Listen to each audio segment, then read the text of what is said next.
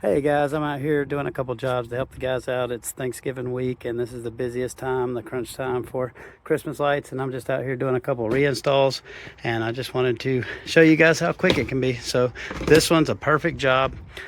Just like mowing, we prefer the easy cookie cutter jobs, like easy lawns like this.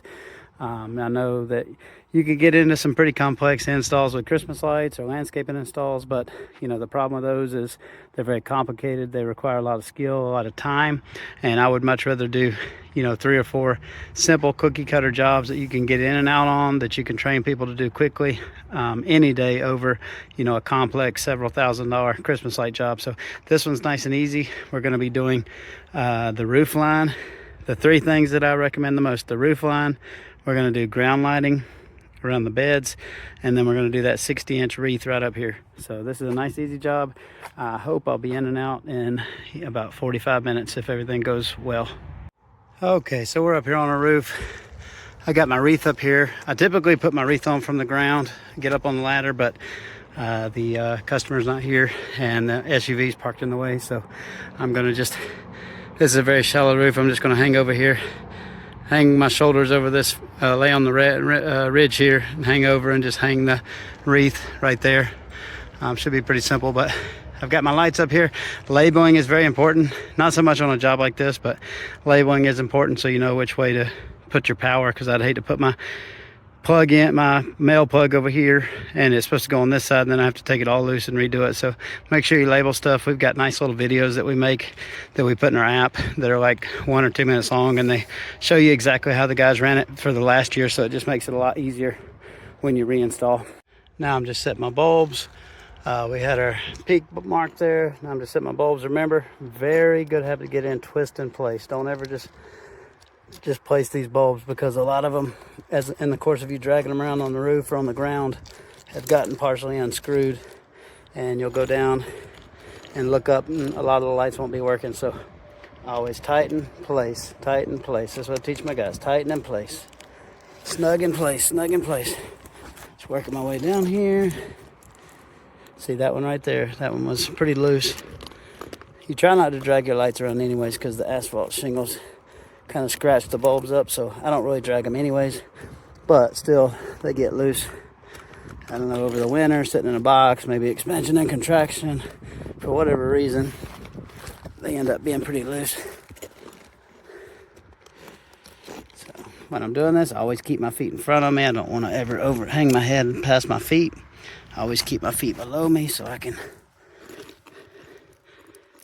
keep myself from going over. So I'm gonna place my peak bulb here, or my end bulb here. Be careful. And this one we have power going down to. We have we're running landscape lights down here, the ground lights. So I got my zip line running down there.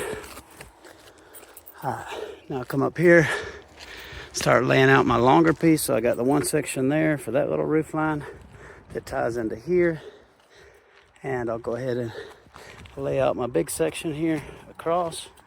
Here's another really good tip, guys. When you're pulling these lights out and setting them out on the roof, first off, when you like put them away, you want to like loosely coil them up. You don't want to pull them tight. But a lot of times what happens, even if you do that, is these clips right here, they catch on everything, and it's like a fish hook.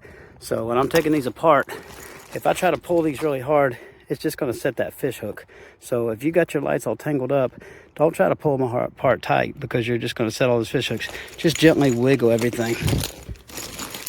Just wiggle it, kind of jiggle it around, and you'll find a lot of times the lights will just work themselves loose easily instead of just trying to pull it tight. So just go nice and easy with it. It's hard for me to show with one hand here, but you know, don't try to pull your lights loose and get them like that, because you're just going to make it worse. Just gently wiggle them, and a lot of times you'll find that they just fall apart.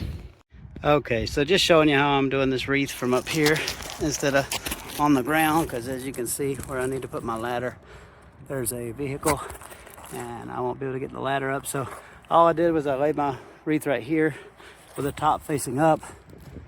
I reached over, took the green coated wire that we used to hang them, and went ahead and hooked it onto the screw that we put here last year, and went ahead and hooked up my cable, went ahead and hooked up my power, and now all I'm going to do is just take the wreath and hang it down slowly, lower it down really slowly, since it's already hooked on that screw. Okay, so I'm done up here on the roof. It took me probably about 20 minutes or so to put everything back, including the wreath. Definitely slower than I would be if I was out working with the crews every day. They probably would have done this in 10 or 15 minutes. But the only installs I've done this year are my mom's house and my house. So, if I was out with the guys doing 4 or 5 jobs a day, this would be easy and much faster, but still 20 minutes isn't too bad. So now I'm gonna get down off here. One thing I should have done better is I should have ran my power first so I could run this off with the lights on, but I did test these before I got up here. But when I got here, just through lack of experience and lack of being in the habit of doing this, I initially set my ladder up on the roof, and I should have used it to put the power cords up first, to run my power up to the roof. But I did test everything. I just didn't feel like moving the ladder over there and taking it down, so I figured I'd just go ahead and do the roof part. I already tested everything. I know the bulbs are working, and I'm going to get down now and run my power up there and then run my ground lighting, and I'll be done. Okay guys, just finished up, put my ground lighting in. Total took me 1 hour and 10 minutes on the property. I'm just checking everything, making sure my bulbs work. I already checked them before I put them up there. Just verifying. You always want to make sure everything's working while you're on the property, because it's very expensive to send somebody out to fix it.